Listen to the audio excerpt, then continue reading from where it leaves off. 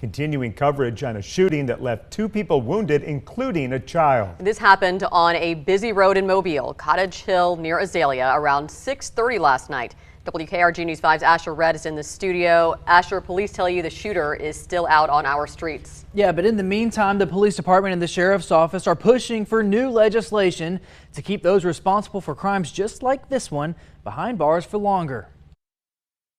I'm a mother of 2, and I couldn't even imagine something like that happening to my child.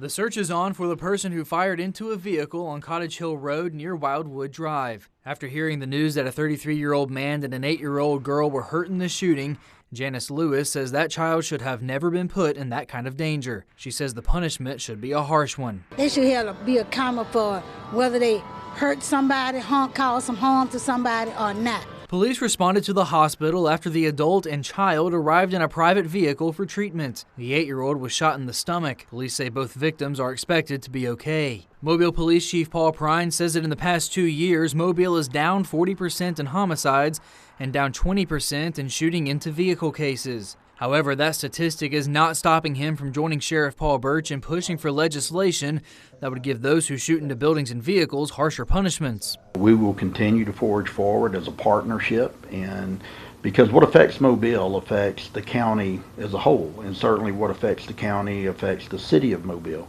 Shooting into an occupied house or vehicle is currently a Class B felony. Unoccupied is Class C. Burch says both of them, if this legislation is passed, would be bumped up to a Class A felony, punishable by 10 years to life.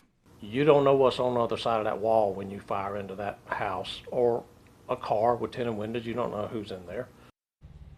Both Prine and Burch say that this would keep offenders in jail for longer, as their bond amount would also increase. Live in the studio tonight, I'm Asher Red, WKRG News 5.